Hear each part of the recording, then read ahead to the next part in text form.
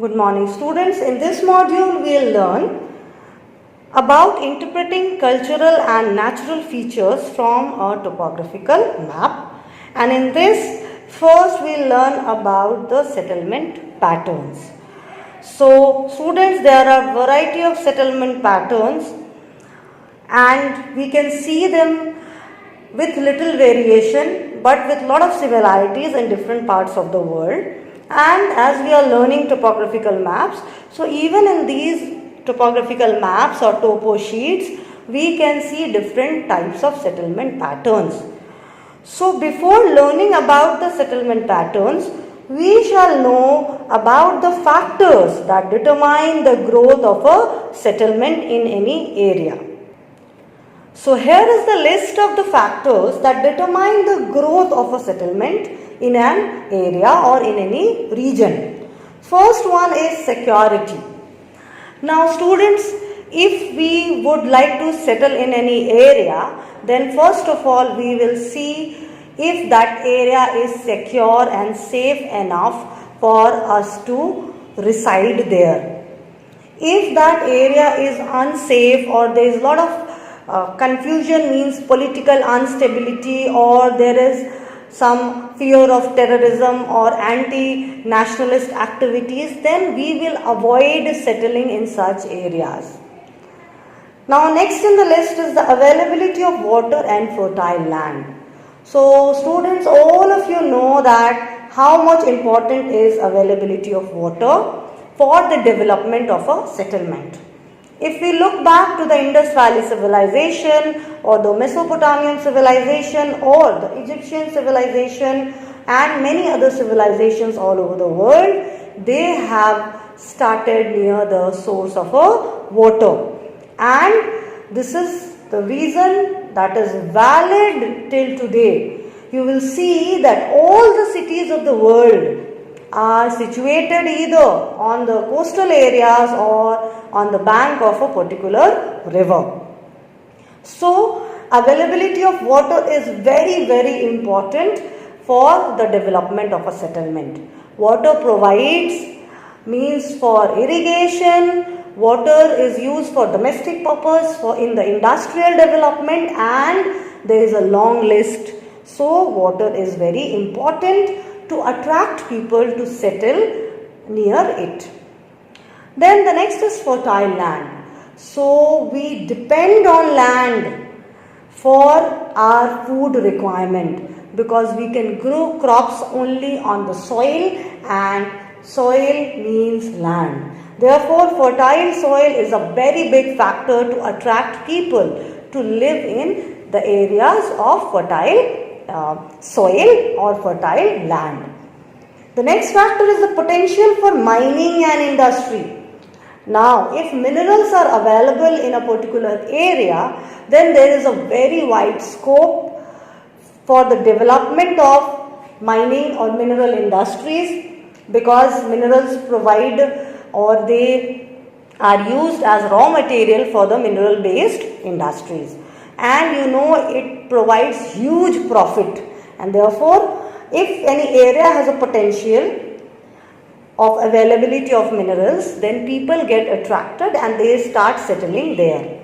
Even any area which is having industrial development, people looking for employment, they will go and settle in those areas. Then the next one is means of transportation. Now, means of transportation means developed roadways, railways or waterways or airways. They are also strong pull factors. They will pull or attract people to come and live in such areas. This is because they serve a very important role in carrying of the raw materials or to bring the finished products to the market. So like this, these certain factors, if they are available, then more population would prefer to live in such areas. But if these factors are missing, then people will not prefer to live in such areas. So the areas with less resources will repel or will act as push factors and will not invite population to live there. But Area with lot of resources like water resource, minerals, fertile land will attract people to live there. So these are the factors that determine the growth of a settlement. Now students, let's learn about the types of settlement patterns. So the first type is nucleated or clustered pattern of settlement. So in our typical topographical sheet, we can see settlements in this way. Settlements are red in color. We have discussed in the previous module. You can see the houses in a settlement. They are very close to each other. So as they are very close to each other, all of them should be red in color. I have shown few of them to give you an idea that settlements are shown with red in color in the topographical map. Now let's learn about them. In this pattern of settlement, the buildings are very close and compact. So you can see they are very close to each other. These are found where living conditions are very much favorable, like in towns and cities. Areas of fertile soil, confluence of river or an industrial site have nucleated type of settlement. So this type of settlement is encouraged in areas where there is lot of resources.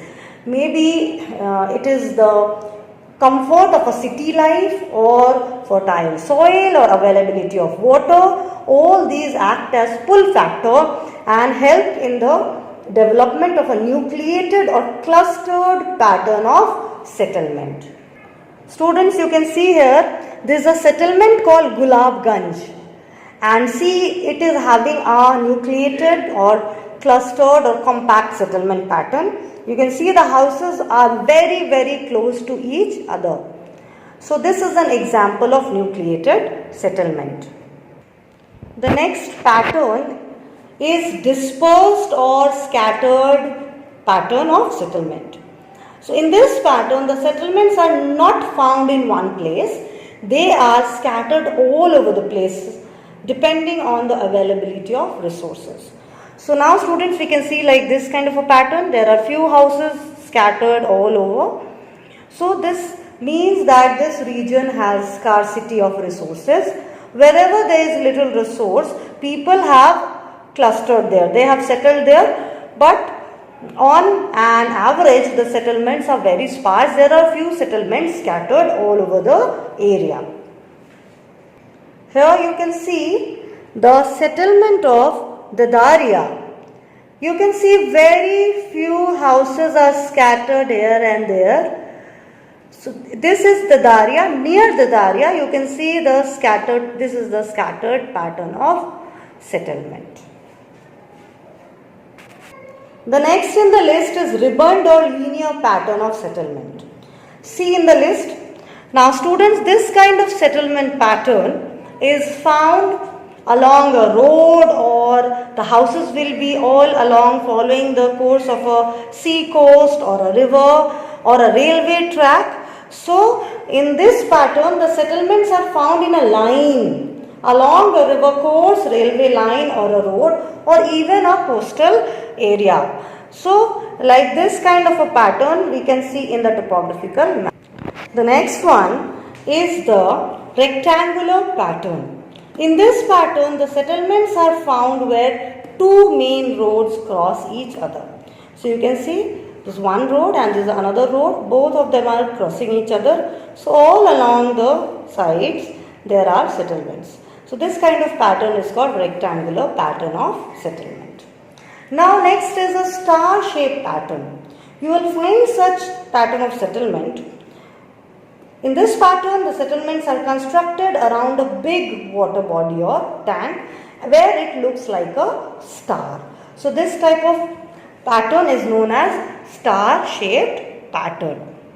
So students, the most common type of settlement patterns you will find in a topographical sheet are the nucleated pattern, dispersed, and the third one is isolated. So these are the three important patterns usually we see in a topographical map. The next pattern is isolated pattern of settlement. In this pattern, a single settlement will be found in a large area That is, in a topo sheet you will find a single settlement in a particular grid away from other settlement, and it will be isolated far from other settlements, and it is usually found in large fields where the farmer lives with his family. So this settlement seems to be isolated, and that's why the pattern is named isolated pattern. So students, these are the different types of settlement patterns.